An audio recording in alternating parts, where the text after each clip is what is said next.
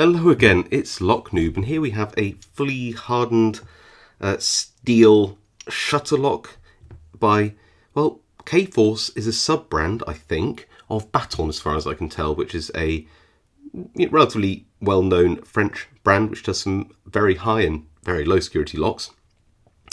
And I bought this off eBay and it does work very nicely, but it well, yeah, it's something a bit wrong about it too in terms of the little anti-drill spinner. I don't know whether there's a little dimple there. There's supposed to be some kind of, I don't know, ball bearing, something to keep it located, because it does seem to just flop around on the inside.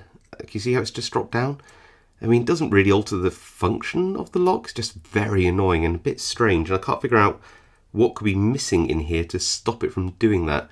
So yeah, a bit odd.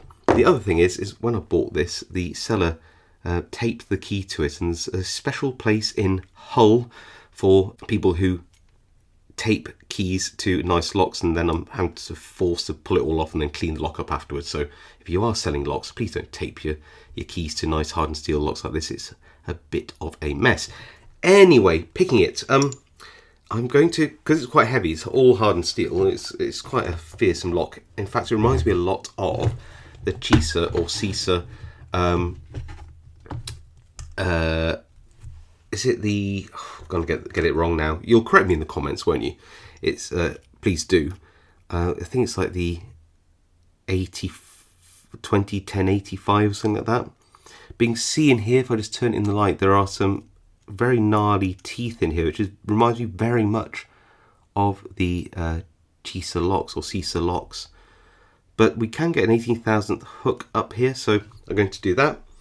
And I've got a very long-nosed turner, which I think I'll be able to get up in the top here, and then tension with my thumb. And we're just going to go in and see what we can pick. So bit of force, and a little click on 3. 2's binding, little click on 1 there, I think. Back to the back, nothing. 6, 5, and we're open. I think that's enough to, yep, get that open. So we are open. I think we can even rake this. I'm going to give it a go anyway, and if I can't, then I'll keep the failed raking in the video, because sometimes life is like that. And I've got going to use bottom of the keyway turning, because that just makes it easier. A bit hard to get around that warding, but we're in there. And I have a triple peak. We're just going to gently see if we can rake this. Oh yeah, we got it. And again, we're open.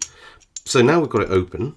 Actually, I probably don't need the key for this. We need to just shim the top open, which means get it into the neutral position, get a piece of shim material and slide it under the lock. Then make sure you hold it in place while you take that out like this. And then that little pin will stay down because it's unlocked. If you do lock it, it does pop back up. Then you need to fight with the front of this lock by getting a screwdriver or something.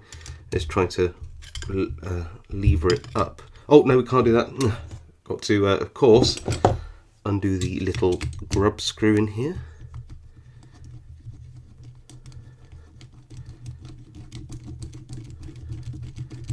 Which will release the pressure on 2 ball bearings. Drop that out, which are in the top here. It's quite a clever design. I quite like the design of this one. But we should be able to lever, or use some leverage using a screwdriver or something to just try and coax that to pop up. It's a little annoying, but you can do it. Like lots of these locks, the cover is held in quite nicely, and you can see its balls just there. Just drop its balls, and yeah, you can see that there is a little dimple on the lock, on the key there, and a little thing there. So maybe this spinner is supposed to go around. No, that can't be right. I don't know how. I thought that's supposed to locate in here. Maybe it's all wrong, but that seems to be right. But there's enough space between this and the front that it just seems to flop about. Maybe there's a washer missing. I don't know. If you know, let me know. And then you can drop this core out, and there's the little cam at the back, and there's 2 ball bearings at the back as well. We don't need to worry about those. But what's odd about this, and we can lock this back up, is that even with the key, you can't push the core out. And there's no circlip on the back, and there's no little grub screw, and there is like a little window here where you can see a spring there, and I imagine that that's got something to do with something on the inside, which is just, I don't know whether I'm going to retract the spring and push this out. I think that maybe that you're supposed to be able to, no, I can't do that. I'm trying to grab the spring and then push the spring up. But there's no easy way into this, and I don't know why they've done that. What's really strange is that they have sort of skeletonized this core as well, probably to make it cheaper, recover some of the brass. It's a very odd design. But yeah, I imagine this pin here is actually just like fake. But let's have a look down there.